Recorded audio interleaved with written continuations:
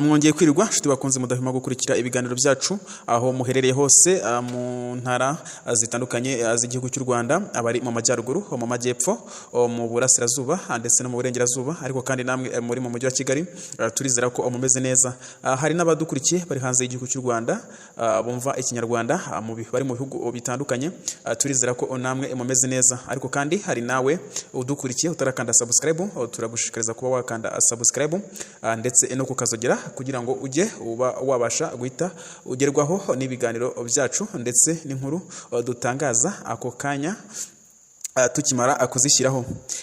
Inkuru igezweho none ahangaha mu kanya agashize ni inkuru ivuga ko ingufu Guinea Limited na NGB Limited nazo ziri mu nganda ubu zamaze kuba zafungwa.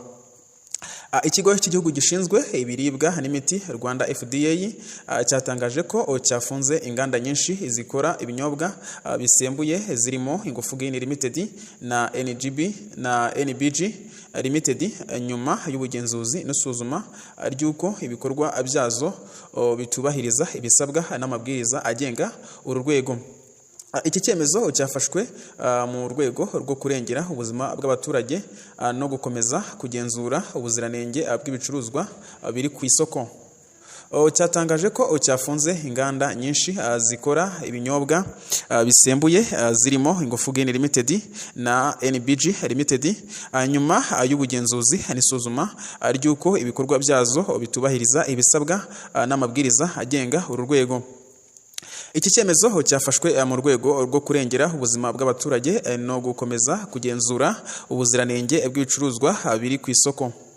Mu itangazo Rwanda FDA yasohoye kuri uyu wa kabiri Kanama 2026 yavuze ko nyuma y'ubugenzuzi n'isuzuma ry'uburyo abakwirakwiza ndetse n'abacuruza ibinyobwa bisembuye bakurikiza amabwiriza, yafashe ingamba zirimo gufunga inganda ziri ku rutonde rwatangajwe no gukuraho impushya zo gukora zari zarahawe izo nganda.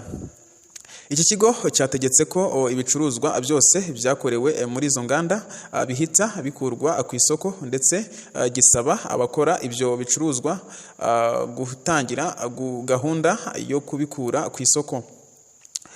Abakwirakwiza n'abacuruzi basabwe guhagarika ako kanya kugurisha ibyo bicuruzwa no gusubiza ibyasigaye ku babibahaye cyangwa ku babikoze. Mu nganda zafunzwe harimo ingufu Guinea Limited ikora ibinyobwa bisembuye birimo Ready Waragi, Radiant Guinea, Ngufu Guinea, Kings Vodka, Royal Castle Guinea, Medo Guinea, G&S Lamu, New House Portable Spirit, Club Portable Spirit na Hometown Portable Spirit. Hari kandi NGB Limited yo yakoreshaga ibirango birimo United Favored Guinea, Bombastic Coconut Favored Guinea, Ingwe Favored Guinea, American Favored Guinea, Maguma Guinea na Fimbo Branded Banana Brand. Nabyo byashyizwe ku rutonde rw'ibicuruzwa bigomba gukurwa ku isoko. Skydrop Industry Limited, Africa Buffalo Limited, Nopa Company Limited, Luti Investment Group Limited, Lugari Agro Processing Company and Zongulu Industrial Liability Company Limited nazo zafunzwe. Rwanda FDA yasabye abaturage guhita bahagarika gukoresha ibicuruzwa biri kuri uru rutonde rwatangajwe. Yanasabye abakora n'abacuruza ibyo binyobwa bisembuye kubahiriza amabwiriza yatanzwe, aho yavuze ko kutayubahiriza bishobora gutuma hafatwa izindi ngamba ziteganywa n'amategeko. Iki kigo cyongeyeho ko ibikorwa byo kugenzura bikomeje kandi ko hazatangazwa urundi rutonde rw'ibindi bigo bishobora gufatirwa ingamba mu gihe isuzuma rizaba rikomeje.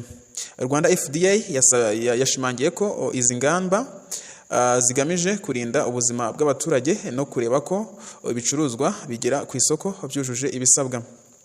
Iki cyemezo gifashwe nyuma y'amasaha make Rwanda FDA itangaje ko yahagaritse impushya zose zo gutumiza mu mahanga ethanol izwi kandi nka natural spirit.